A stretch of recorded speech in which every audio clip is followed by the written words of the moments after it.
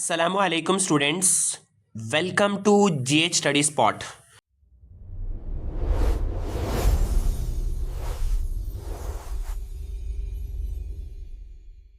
जैसा कि आप लोग देख पा रहे हो कि गोल्डन हॉराइजन कोचिंग सेंटर की तरफ से आप बच्चे जिन्हें भी क्लास 12 HS 2026 में अपेयर करना है उनके लिए एक बेहतरीन इनिशिएटिव लिया गया है, जहां पर दरअसल हम लोग पॉल साइंस के एक सीरीज को स्टार्ट करा है, जहां पर दरअसल ABTA के जितने भी क्वेश्चंस ABTA में डाले गए हैं, ABTA all Bengal teachers associations के द्वारा कंपाइल्ड करा गया एक one of the best book है आपके एग्जाम के सिचुएशन और डायरेक्शन की तरफ आपको प्रिपेयर करने का। सो इस बुक के तमाम क्वेश्चंस को जो कि बंगाली वर्जन्स में डाले गए हैं उन्हें ट्रांसलेट कर इंग्लिश वर्जन में लाकर क्वेश्चंस के सही कंटेक्स्ट को निकालकर दरअसल तमाम क्वेश्चंस के आंसर्स को exam oriented answers, one of the best answer, easy English language और बोथ उर्दू लैंग्वेज में भी, और इसके साथ साथ आसानी के साथ आपको तमाम चीजें समझाई बताई और पूरे बैकग्राउंड और पूरे लास्ट के तमाम टॉपिक्स के डिटेल के साथ डिस्कस करा जा रहा है।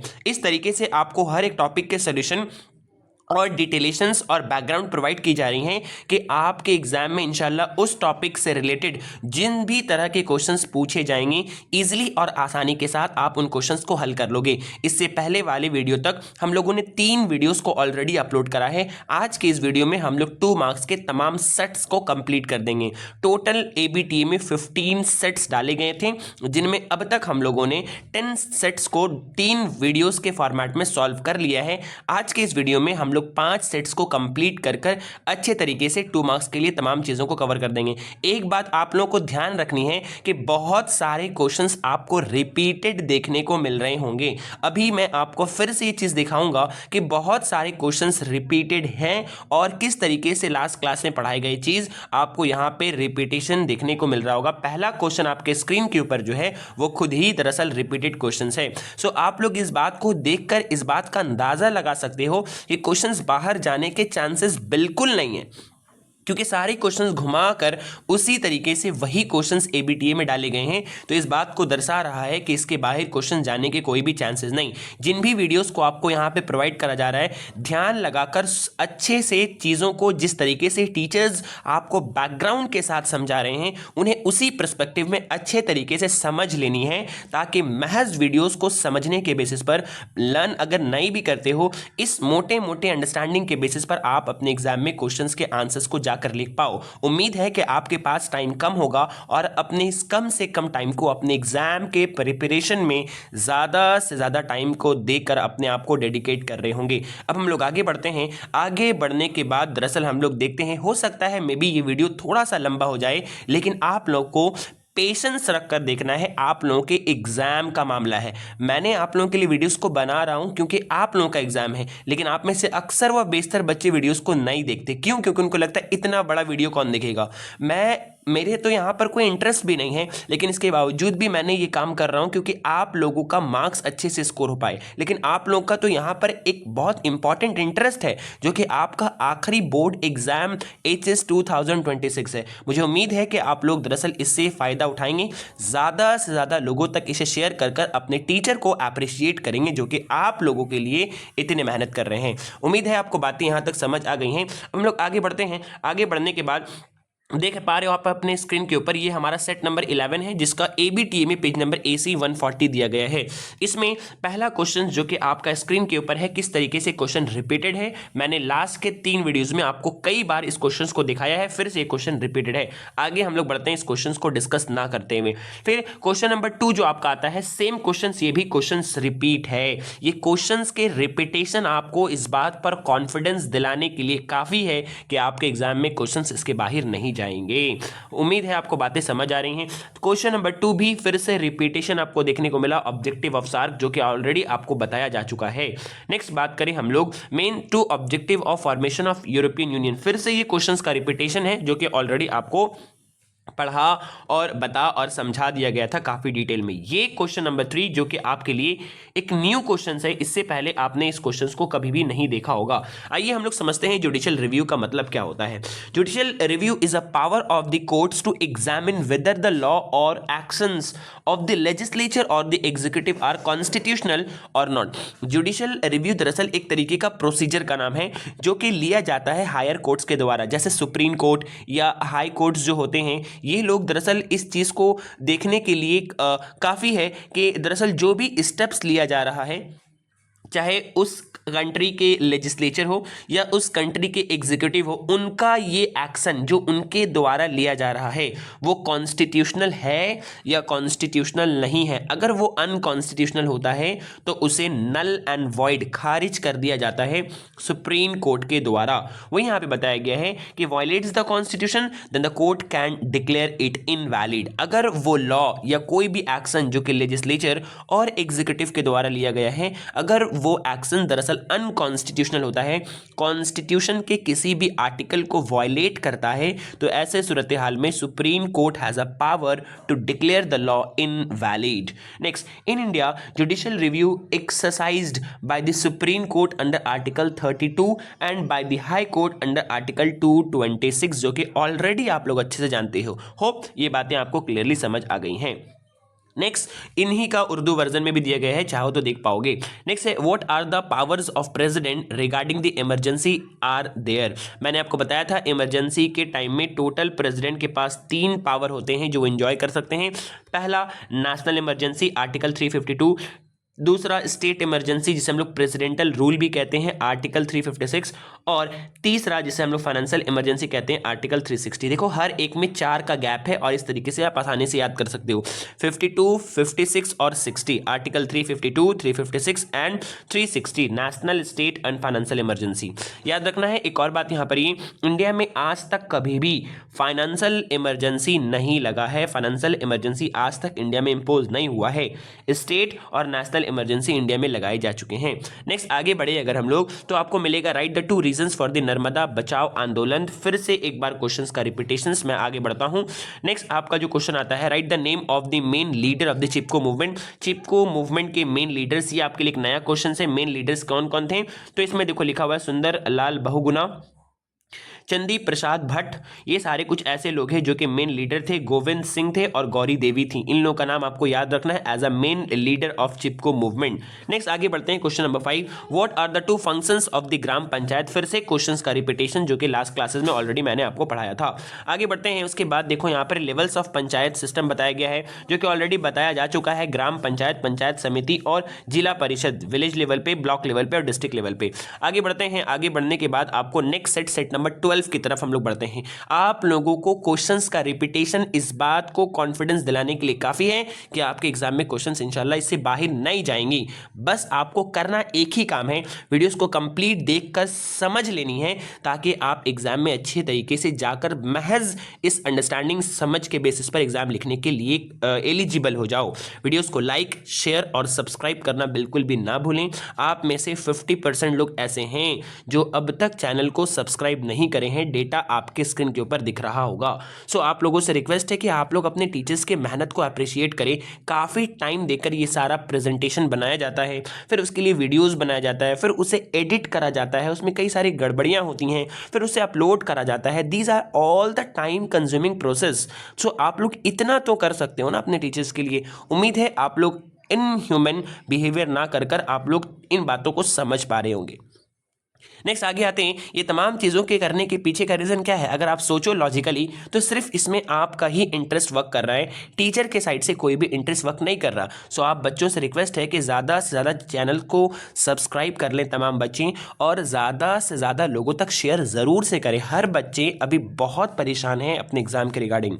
आप लोगों को इससे पहले वाले वीडियो में मैंने एजुकेशन के लिए 1 स्टॉप सॉल्यूशन दिया जो कि एजुकेशन के लिए रामबाण है। इसके अलावा आपको कुछ भी नहीं पढ़नी। आप बच्चों से रिक्वेस्ट रिक्वेस्ट है कि वो ज़रूर से देखें। उसमें बहुत ही सिस्टमैटिक और स्ट्रैटेजिक वे में आपको एजुकेशन का ना सिर्फ सजेशन प्रोवाइड करा गया है बल्कि डिटेल में चीज़ों को अनफोल्ड कर दी गई हैं और आपको बताया गया है महज 6 चैप्टर पढ़कर आप कैसे मार्क्स को स्कोर कर सकते हो 100%। तो उन्हें वहाँ पर ज़रूर से देखें, लिंक डिस्क्रिप्शन में प्रोवाइड कर दिया जा रहा है।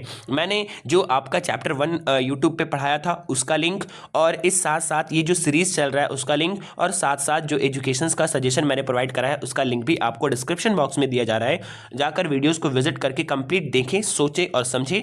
और आप लोगों से बस आपके टीचर के साइड से एक ही रिक्वेस्ट है कि ज़्यादा से ज़्यादा लोगों तक शेयर करें, हर बच्चे काफ़ी परेशान हैं।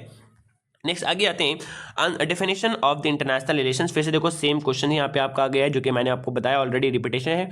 उसके बाद why did realism prevail in the cold war, ये एक नया क्वेश्चन आपके स्क्रीन के ऊपर दिख रहा है कि रियलिज्म क्यों कोल्ड वॉर में प्रिवेल करता है। देखो रियलिज्म का प्रॉपर्टी जो है वो कोल्ड वॉर के सिचुएशन में दिख रहा था हम लोग को, तो हमने कह दिया कि रियलिज्म का सिचुएशन जो है वो कोल्ड वॉर में प्रिवेल कर रहा है। क्या क्या सर? जैसे state centric approach, cold war के टाइम में जो सेंटर था, जो आइडियलिज्म के बजाय उनका सेंटर स्टेट सेंट्रिक था, जो कि रियलिज्म के अप्रोच को प्रमोट करता है। इंपॉर्टेंस ऑफ पावर, अगर आपने पढ़ा होगा तो रियलिज्म में क्या चीज थी? रियलिज्म में मोरालिटी बताई गई थी, एथिक्स बताई गई थी, लेकिन यहां पर रियलिज्म के अगेंस्ट में जो दूसरा आइडियलिज्म के जो टॉपिक थे, आइडियलिज्म में दरअसल एथिक्स और मोरालिटी के ऊपर फोर्स करा गया था, जबकि आइडियलिज्म के अगेंस्ट में जो एक आइडियोलॉजी थी जिसे हम लोग रियलिज्म कह रहे हैं, रियलिज्म के अंदर पावर को फोकस करा गया था। उन्हें बताया गया था कि लोग पावर के लिए आपस में लड़ते हैं। तो इस तरीके से देखो यहां पर रियलिज्म के चीज एलिमेंट्स कंपोनेंट्स आपको दिख रहे हैं कोल्ड वॉर के टाइम में, इसलिए हम लोगों ने कह दिया कि कोल्ड वॉर के टाइम में दरअसल रियलिज्म का प्रिवेल हम लोग को देखने को मिल रहा था। देखो यहाँ लिखा हुआ है नेशनल इंटरेस्ट पे फोकस किया गया था कोल्ड वॉर के टाइम में, ना कि मोरालिटी के ऊपर। मोरालिटी को छोड़कर मोरालिटी के ओवर नेशनल इंटरेस्ट को प्रमोट करा गया था, जो कि आइडियलिज्म के खिलाफ रियलिज्म का एक कंपोनेंट है। इसीलिए हम लोग कह सकते हैं आसानी के साथ कि सर कोल्ड वॉर के टाइम में आइडियलिज्म नहीं बल्कि रियलिज्म प्रिवेल कर रहा था। होप आपको बातें आसानी के साथ यहाँ पर समझ आ रही होंगी। आगे बढ़ते हैं। आगे बढ़ने के बाद यहाँ पर आपको दिखेगा इसी सेम का आंसर आपको उर्दू लैंग्वेज में। अब हम लोग आके आते हैं ऑब्जेक्टिव ऑफ सार्क, जो कि ऑलरेडी आपको पढ़ाया जा चुका है। सार्क का ऑब्जेक्टिव जितने भी रीजनल ऑर्गेनाइजेशन है सबका economic cooperation, social and cultural cooperation he main objective होता है।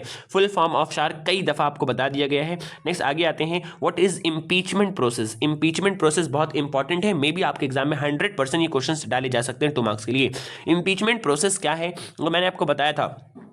Impeachment is a constitutional process by which the president of India can be removed। कौन से आर्टिकल के तहत? यहाँ पे देखो दिया हुआ है article 61। If charges are proved, if the changes are,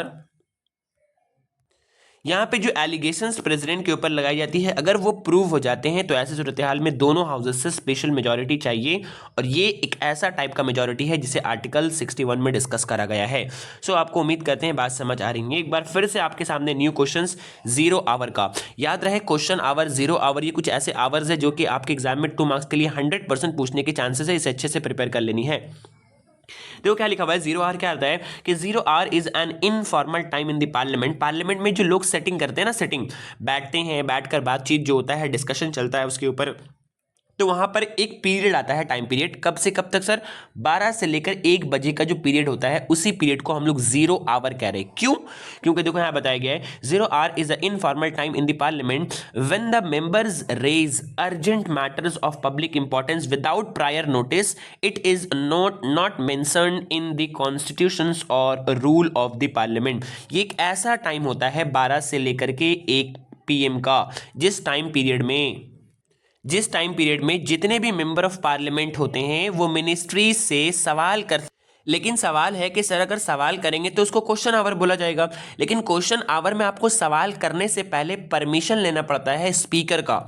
लेकिन ये एक ऐसा आवर है 12 से 1 PM का जहां पर आप सवाल कर सकते हो बिना परमिशन का। देखो यहाँ लिखा हुआ है पब्लिक इंपॉर्टेंस का मुद्दा होना चाहिए वो, और उस पब्लिक इंपॉर्टेंस के मुद्दे पर आप बिना प्रायर नोटिस का, बिना प्रायर परमिशन का अचानक से सवाल कर सकते हो, और इसे कोई भी कॉन्स्टिट्यूशन या पार्लियामेंट पार्लियामेंट के प्रोसीजर में शामिल नहीं करा गया है। इससे पहले का जो टाइम होता है वो होता है आपका 11 से लेकर 12 PM का, जिसे हम लोग क्वेश्चन आवर कहते हैं। क्वेश्चन आवर में आप यानी कि कोई भी मेंबर ऑफ पार्लियामेंट किसी भी मिनिस्टर से कोई भी सवाल कर सकते हैं, लेकिन सवाल करने से कबल उसे स्पीकर से इजाजत लेनी होती है, जिन्हें हम लोग क्वेश्चन आवर के नाम से जानते हैं। सो उम्मीद करते हैं आपको यहाँ पे मैंने दोनों टॉपिक समझा दिया, क्वेश्चन आवर भी और जीरो आवर भी। इन्हीं को उर्दू में लिखा गया है, आप लोग देख लें। What do you mean by the civil society? Already ये क्वेश्चंस आपको यहाँ पर समझाया जा चुका है। Next, write the two characteristics of civil society, ये भी क्वेश्चंस आपको समझाया जा चुका है, क्वेश्चंस का रिपीटेशन है। आगे बढ़ते हैं, उसके बाद आपको मिलेगा write the two characteristics of 73rd constitutional amendment act. 73rd constitutional amendment act के कैरेक्टरिस्टिक्स, ये आपके लिए न्यू क्वेश्चन है। क्या क्या कैरेक्टरिस्टिक्स है? The two important features of the 73rd constitution amendment act are as follows. पहला, कॉन्स्टिट्यूशनल स्टेटस दिया गया था पंचायत सिस्टम को। दूसरा, रिजर्वेशन किए गए थे वुमेन्स और वीकर सेक्शन ऑफ सोसाइटी के लिए पॉलिटिक्स में सीट्स को। ये दो इसके इंपॉर्टेंट फीचर्स हैं जो कि आपको यहां पर आसानी के साथ समझ आ रही होंगी। आपको मैंने कई दफा इसे पढ़ा भी चुका हूं। मैं उम्मीद करता हूं आपको बातें क्लियर हो गई होंगी। आगे बढ़ते हैं, उसी के और में देखो लिखा गया है mention the mandatory functions of gram panchayat, यानी ग्राम पंचायत के फंक्शंस को यहाँ पे लिखना है। लोकल डेवलपमेंट वर्क, जैसे कि यहाँ पे देखो लिखा हुआ road, water supply, health, education, sanitation etcetera.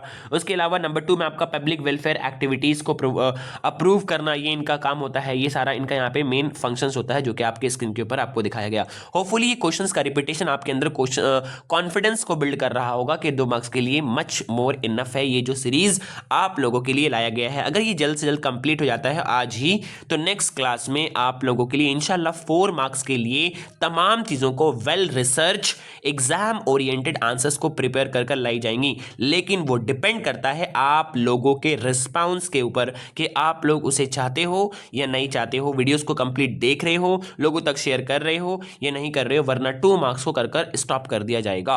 Next हम लोग आते हैं सेट नंबर 13 की तरफ, जिसका पेज नंबर 152 है आपका। स्क्रीन के ऊपर पहला question, what do you mean by the international politics, जो कि ऑलरेडी आपको पढ़ाया जा चुका है। इंटरनेशनल पॉलिटिक्स से आप क्या समझते हो? देखो फिर भी मैं एक बार को यहाँ पे समझा दे रहा हूँ। International politics refers to the study of the political relations among the different state.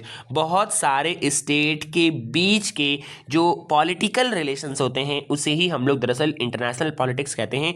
It include such as balance of power, diplomacy, war, peace, trade alliances and cooperations between the countries. इसके अलावा H hertz ने दरअसल इनका definitions को दिया है। International politics describe the official political relations among state.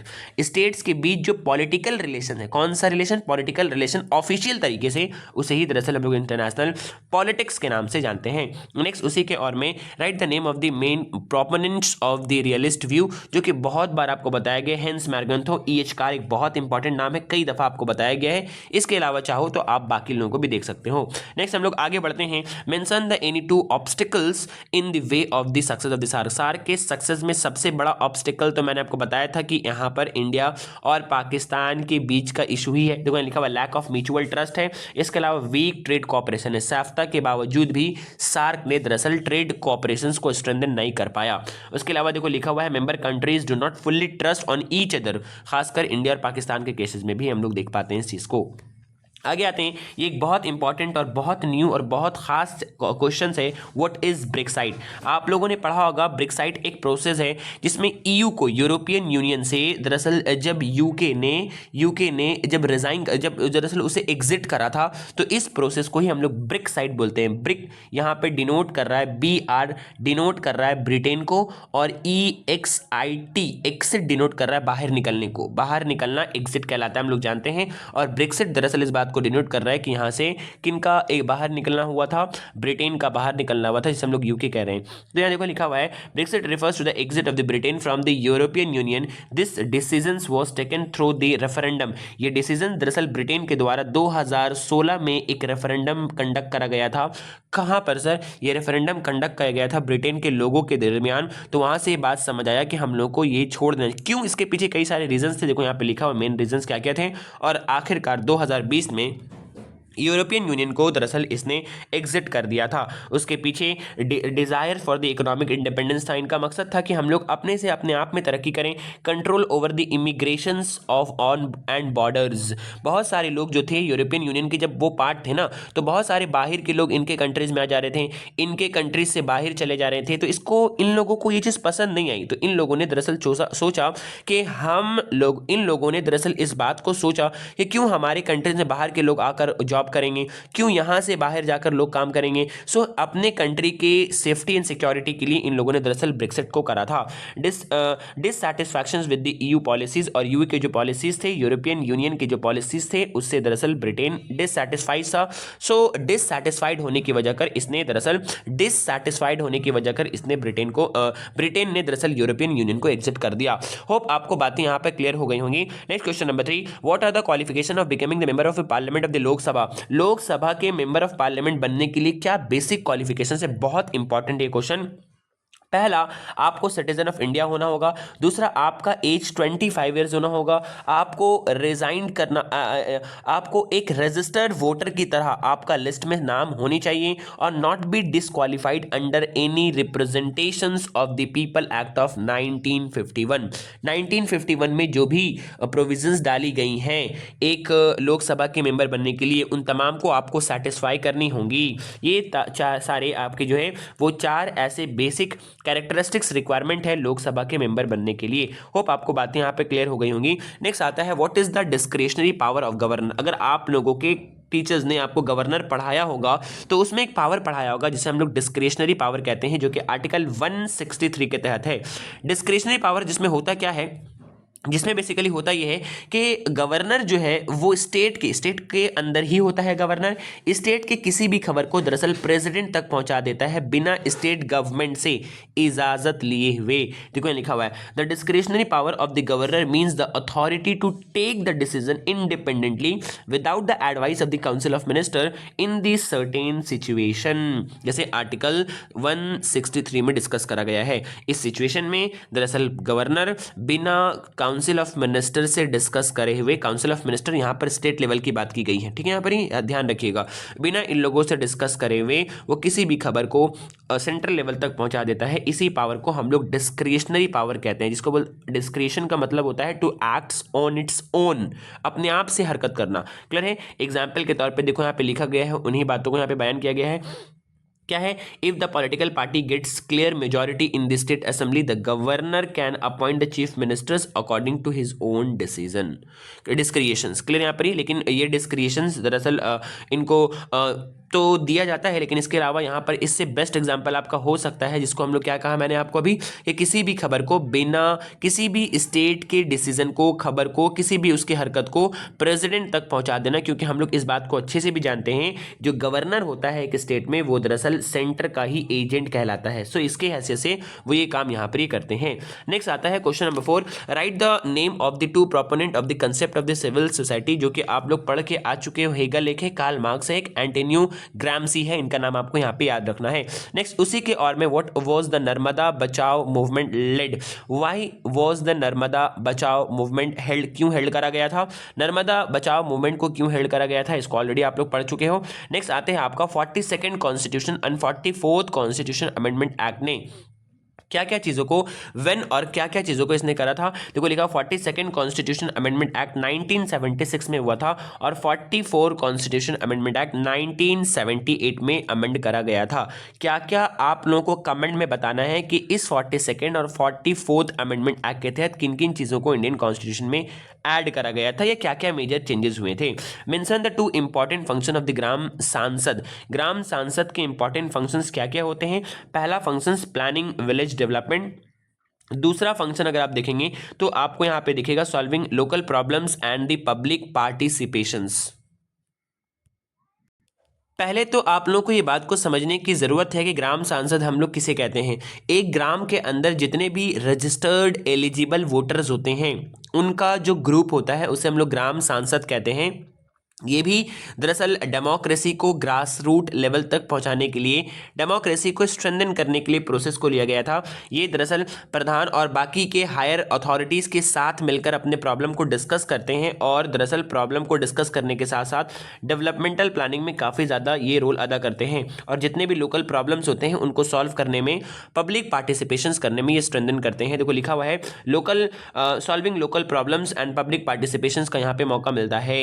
So hopefully आपको ये ग्राम सांसद और इनके 2 इंपॉर्टेंट फंक्शंस क्लियर हो गए होंगे। नेक्स्ट आगे बढ़ते हैं, आपको मिलता है सेट नंबर 14 नंबर सेट में देखो लिखा हुआ right the 2 basic features of international relations, जिसको ऑलरेडी आप लोग अच्छे से जानते हो, कई दफ़ा आप लोग इसे पढ़कर आ चुके हो। इसे पहला इनका सॉवरेनिटी ऑफ द स्टेट इनका असल मकसद है। दूसरा म्यूचुअल रिलेशंस एंड कोऑपरेशंस, बीच के रिलेशंस को अच्छे से म्यूचुअली समझना और आपस में चीज़ों को कोऑपरेट करना। होपफुली आपको ये बातें अच्छे से समझ आ गई होंगी। नेक्स्ट है आपका उसी के और में which institutions was established after the United Nations and why, United Nations के बाद किस इंस्टीट्यूशंस को एस्टैब्लिश करा गया था। देखो यहाँ लिखा हुआ है which institutions was established after the United Nation and why. After the failure of the League of Nations, the United Nations was established in the year of the 1945। यहाँ पे लिखा गया which institution was established after the United Nation and why। Questions में थोड़ा सा यहाँ पर mistake है, यहाँ पे होना चाहिए था league of nation. League of Nations के बाद दरअसल यूनाइटेड नेशन बनाया गया था 1945 में। इनका मेन पर्पस था maintenance of peace and international security. Next उम्मीद करते हैं आपको बातें यहाँ से क्लियर हो गई होंगी। Write the 2 weaknesses of the SAARC, weaknesses of the SAARC मैंने आपको बताया क्या क्या इनकी वीकनेसेस है, ऑलरेडी मैंने आपके साथ डिस्कस कर दिया। ट्रेड को लेकर है और म्यूचुअल कोऑपरेशंस को लेकर है। नेक्स्ट आते हैं उसी के और में 2 economic advantages of the EU member countries. इनके 2 इकोनॉमिक एडवांटेजेस क्या है। जाहिर सी बात है ईयू दरअसल बहुत सारे रीजन्स को मिलाकर के एक एरिया है, तो जाहिर सी बात है इनके अंदर जो भी मेंबर कंट्रीज है उनको आपस में एक दूसरे के साथ अलाइन करने में या ट्रेड करने में या एक दूसरे में दरअसल आपस में एक दूसरे कंट्रीज में मूव करने में कई सारे दरअसल बेनिफिट्स तो होंगे, फायदा तो होंगे। उन्हीं फायदा को यहाँ पे आपको डिस्कस करना। देखो जैसे कि लिखा गया free trade and single market in लोगों को मिल जाता है। दूसरा फाइनेंशियल एड एंड इन्वेस्टमेंट करने का पूरे ईयू के जितने भी कंट्रीज हैं उनमें जाकर इन्वेस्ट करने के लिए इन लोगों को अलाउ कर दिया जाता है। तो ईयू के मेंबर होने की हैसियत से यहाँ पर ये 2 एडवांटेजेस हैं जो कि उम्मीद करता हूँ आप लोगों को अच्छे तरीके से क्लियर हो गया होगा। नेक्स्ट क्वेश्चन नंबर 3 में आते हैं what is meant by the veto power of the president. आपको कमेंट में बताना है प्रेसिडेंट कितनी तरह की वीटो पावर्स को एंजॉय करते हैं, ये बताना है और कौन कौन से वीटो पावर के तहत क्या क्या होता है ये आप लोग को पता होनी चाहिए। वीटो पावर का मतलब मैंने आपको बताया था, यहाँ लिखा हुआ the president's veto power refers to the authority of the president to क्या करना, बिल को give the assent to the bill, send the bill back to the parliament for the reconsiderations, withhold assent यानी रोक देना कुछ देर के लिए, without the president approval a bill can not become a law. ये जो है इसको हम लोग क्या कहते हैं, इनका वीटो पावर कहते हैं। कितने तरह के वीटो पावर होते हैं इसे आप लोगों को कमेंट में हर बच्चों को जरूर से आंसर लिखना है ताकि आपका पार्टिसिपेशन हो, आप कितने अच्छे से पढ़ रहे हो, लर्न कर रहे हो, आपको ये बातें समझ आ पाए। बहुत सारे बच्चे नहीं लिखते हैं लेकिन लिखना जरूर है ताकि आपका फायदा हो पाए। नेक्स्ट है write any 2 reasons for the prime ministers of India is called the dictator. क्यों प्राइम मिनिस्टर्स को डिक्टेटर कहा जा सकता है? The prime minister is something called the dictator because most of the important decisions related to administration and policy making are taken by under his leaderships and the real executive power concentrated in his hand. क्या बताया गया, जितने भी decisions होते हैं, बड़े decision जो भी पॉलिसी मेकिंग के डिसीजन होते हैं, वो तमाम डिसीजन दरअसल प्राइम मिनिस्टर के सुपरविजन में ही ली जाती हैं।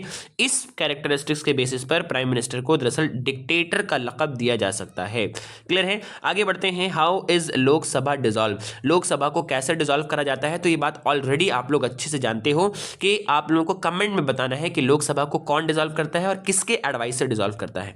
है देखो लिखा हुआ है कि the Lok Sabha can be dissolve in the 2 ways. पहला कंप्लीशन ऑफ नॉर्मल टर्म, जब उनका नॉर्मल टर्म जो 5 साल का टर्म होता है, अगर वो नॉर्मल टर्म अगर कंप्लीट हो जाए तो लोकसभा डिसॉल्व हो जाता है। दूसरा जब नो कॉन्फिडेंस मोशन पास हो जाए तो प्रेसिडेंट दरअसल उसे डिसॉल्व कर देता है पार्लियामेंट में नो कॉन्फिडेंस मोशन पास होने के बाद। The normal term of the Lok Sabha is 5 years. After the period, it's automatically dissolved. और दूसरा केसेस क्या आता है, the president can dissolve the Lok Sabha before the 5 year on the advice of the prime ministers and council of ministers. Clear है? कब किस situation में? तो सिचुएशन का नाम है नो कॉन्फिडेंस मोशन, जो कि ऑलरेडी आपको पढ़ाया जा चुका है। क्लियर है? अब आगे आते हैं उसी के और में role of Rajya Sabha in passing a money bill. Money bill के केसेस में आप तमाम बच्चे अच्छे से जानते हैं, राज्यसभा के पास जीरो पावर होता है, जीरो, कुछ भी नहीं। तमाम पावर लोकसभा के हाथों में होती है, मनी बिल डिसाइड करना, मनी बिल पास करना। राज्यसभा के पास सिर्फ फॉर्मेलिटीज के लिए मनी बिल को भेजा जा सकता है, देख लीजिए आप ये वहाँ पर, लेकिन वो कुछ भी बोल नहीं सकते। वो हाँ बोलेंगे तो भी हाँ है, ना बोलेंगे तो भी हाँ है, कुछ ना बोलेंगे तो भी हाँ ही है, यानी कि बस फॉर्मेलिटीज के लिए भेजा जाता है। अदरवाइज राज्यसभा के पास मनी बिल से रिगार्डिंग कोई भी पावर नहीं होती। सिर्फ 14 डेज के लिए उनको दिया जाता है कि आप रखिए, आप होल्ड कीजिए, सोचिए, जो करना है करिए, लेकिन 14 डेज के बाद आपकी एक बात भी सुनी बिल्कुल नहीं जाएंगी अगर आपने कुछ ऐसा बात कहा है जो कि इन लोगों को समझ नहीं आ रहा है तो। नेक्स्ट आता है आपका हाउ इज सॉरी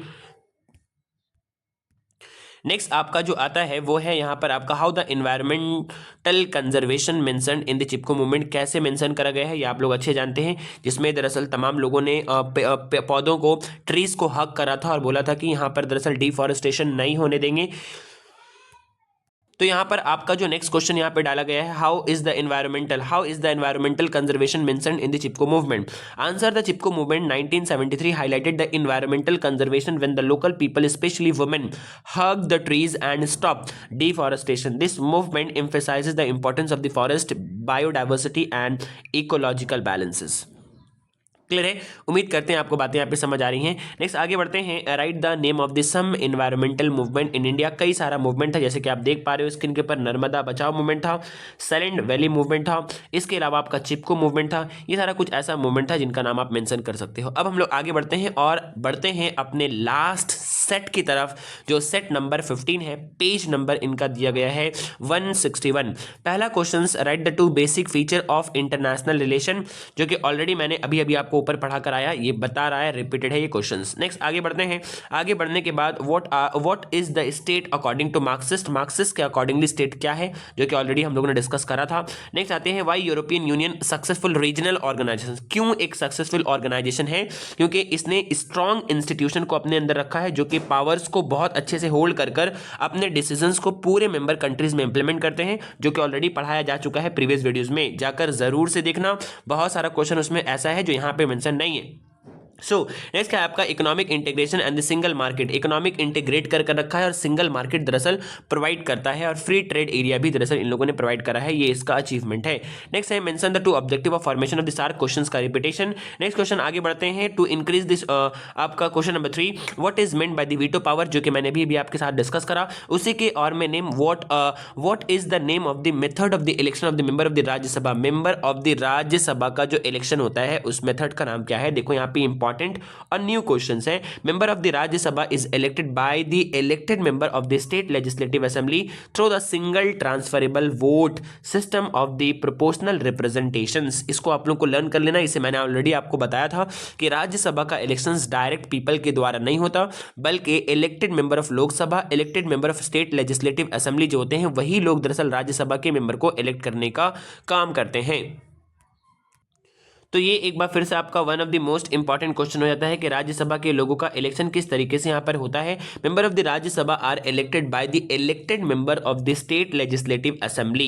याद रखना है कौन इलेक्ट करते हैं राज्यसभा को, राज्यसभा को इलेक्ट करते हैं स्टेट लेजिस्लेटिव मेंबर के, जो स्टेट लेजिस्लेटिव के मेंबर होते हैं वो लोग दरअसल राज्यसभा के मेंबर को इलेक्ट करते हैं। आपको कमेंट में बताना है कि प्रेसिडेंट को कौन लोग इलेक्ट करते हैं और उस सिस्टम का क्या नाम है, किस सिस्टम के तहत इलेक्ट करा जाता है। कमेंट में सभी लोगों को एक्टिवली पार्टिसिपेट जरूर से करनी है, जिससे आपका फायदा हो पाए।